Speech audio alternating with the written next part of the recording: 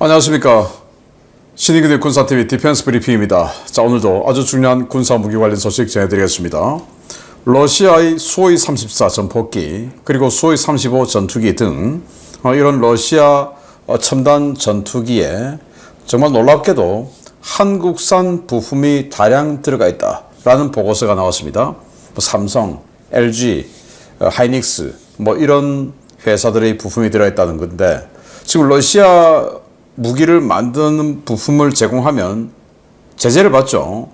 그런데 어떻게 이런 일이 발생을 했는지, 또 이게 사실인지 한번 살펴보도록 하겠고, 그리고 프랑스와 독일 그리고 스페인이 공동 개발하는 6세대 전투기죠. FCAS 사업, 여기에 프랑스 다소가 정말 황당한 주장을 하고 나섰습니다. 그냥 판을 뒤엎자는 내용인데 어떤 주장을 하는지 보도록 하겠습니다.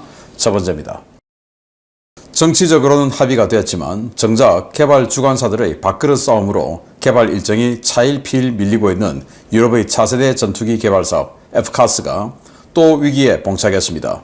프랑스가 다른 파트너 국가들이 절대 수용할 수 없는 충격적인 요구 조건을 걸고 나서면서 이 사업이 취소될 수도 있는 분위기가 조성되고 있습니다.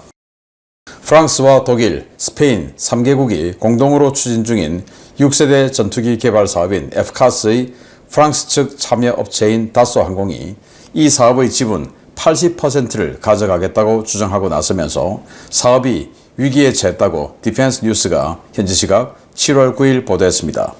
프랑스의 다소, 독일의 에어버스, 스페인의 인드라가 주요 사업자로 참여 중인 FCAS 사업은 기반 플랫폼이 되는 전투기인 NGF를 중심으로 무인기, 신형 조기 경보기, 공중 네트워크 허브 역할을 하는 A400 중계기 등으로 구성되는 거대한 사업인데요.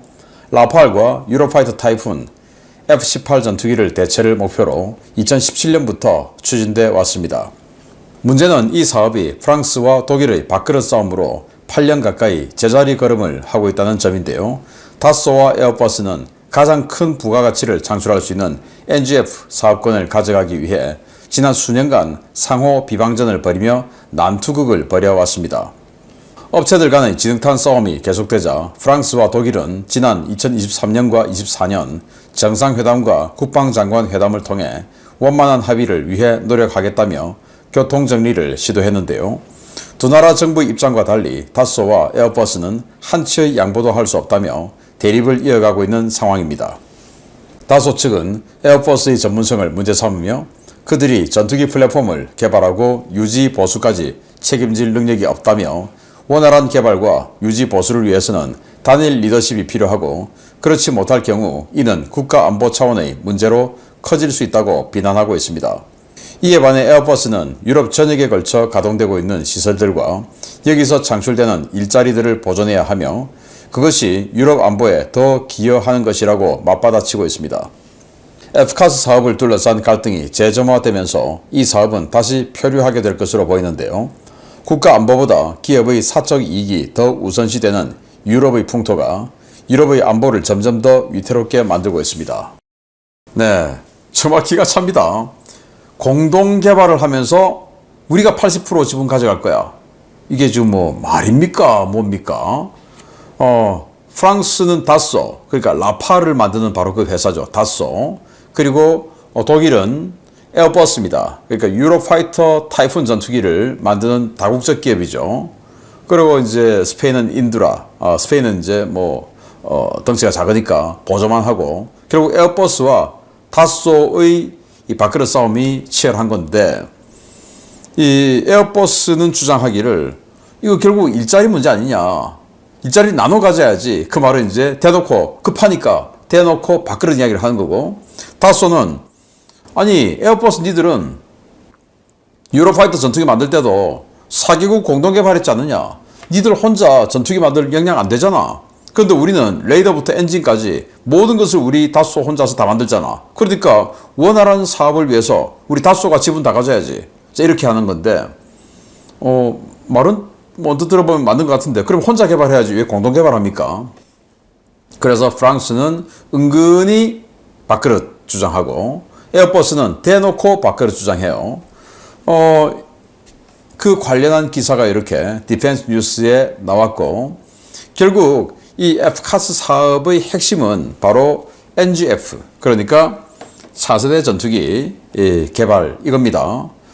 이 FCAS 사업의 전체 구성 요소는 무인기도 있고, 그리고 로열 윙맨처럼 거느리고 다니면서 이 멈티 전투를 해야 되니까 이 무인기도 개발해야 되고, 그리고 위성과 네트워크도 해야 되고, 그 네트워크하는 중계기 뭐 이런 거 필요하고, 또 기존 전투기들과도 4세대 전투기들하고도 또 네트워크 주고받고, 조기 경보기 또 네트워크하고, 이런 네트워크 시스템, 무인기 시스템 뭐 이런 것들 다 합해서가 FCAS 사업인데, 여기에서 가장 핵심적인 게 전투기 만드는 겁니다. 이 전투기 만드는 건 우리 다수가 다 먹을게. 니들은 나머지 조금 하고 거기에서도 전투기하고 연결해야 되니까 우리가 또 지분 들어갈게. 이제 이런 주장을 하고 있는데, 뭐 어떤 사람들은 이렇게 이야기하죠. 프랑스는 유럽의 짱깨다, 이렇게 주장을 하던데, 이런 모습 때문에 그런 거 아닌가라고 생각이 되는데, 이제 다수는 뭐 그냥 안 돼도 그만, 이런 생각인가요? 왜냐, 지금 프랑스 정부로부터 라팔 스탠다드 F5 예산을 탔어요.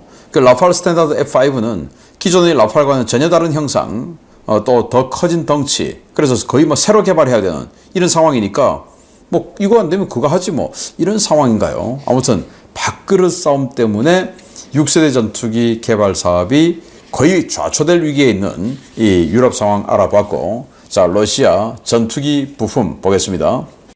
최근 러시아와 인도가 수호이 57 전투기 거래를 놓고, 인도와 마찰을 빚다가 돌연 수호이 57은 물론 수호이 35까지 모든 기술을 이전하고 소스 코드를 넘기겠다고 했다는 소식을 전해드린 바 있습니다.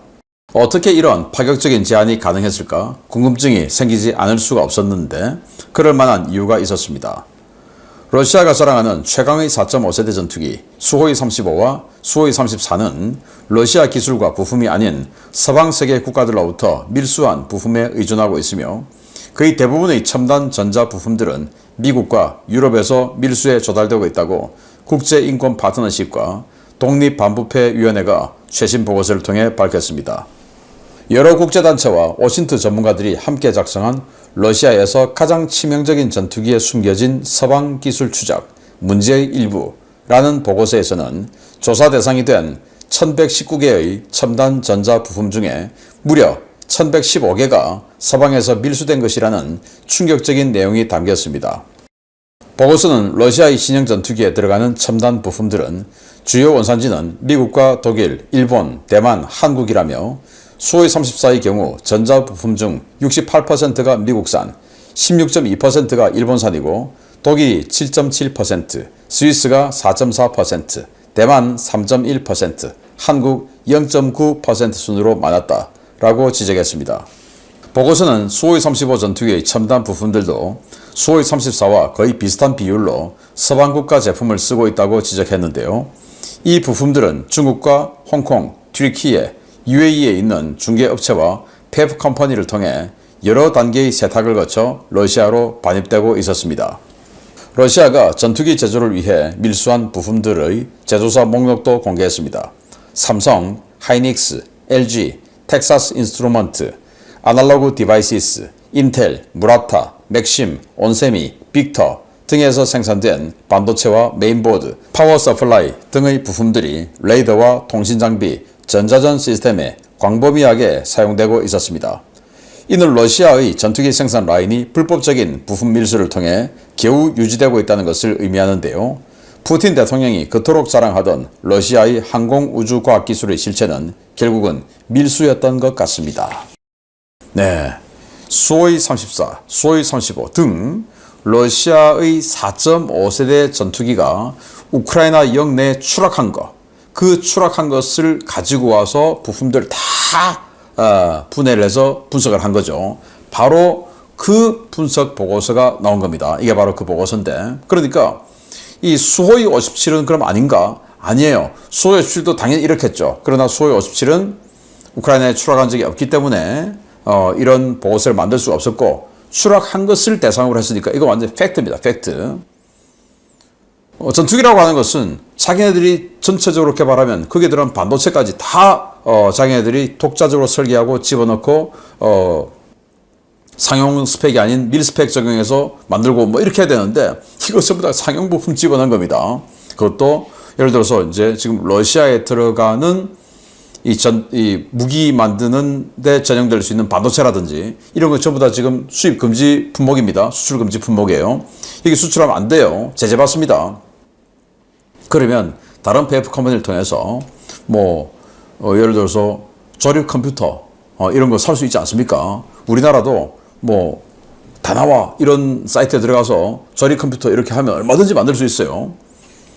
그런 거 만들어 가지고 그 컴퓨터를 러시아에 갖고 들어가서 여기 있는 컴퓨터 해체하면 거기 또 부품 다 나오는 거죠. 그거 가지고 쓴 겁니다.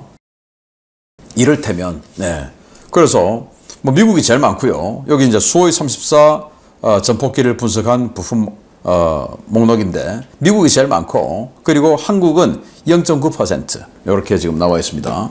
그 0.9%인데 삼성 수호이 34에는 한국제 부품은 삼성만 들어가 있어요. 그리고 수호이 35는 역시 비슷한 비율로 한국이 들어가 있는데 삼성, LG, i3 시스템, 하이닉스 이렇게 4개 업체의 한국 그 부품이 이 수호이 35에 들어가 있어요. 물론 삼성이나 하이닉스나 LG가 직접 판매를 했다면 제재 대상이 되지만 이거 직접 판매가 아니고 페이퍼 컴퍼니를 그들이 겸용하게 만들어서 밀수를 한 겁니다. 이건 아마 막을 수도 없을 것 같아요.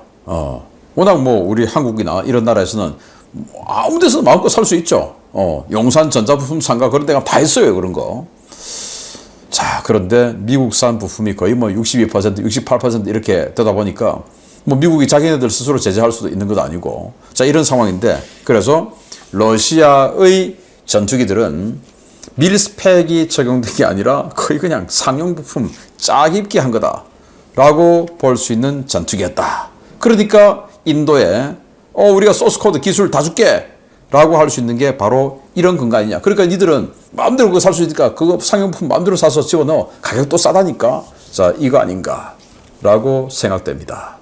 어쨌든 직접 수출은 절대로 하지 말아야 되겠습니다. 마치겠습니다. 감사합니다.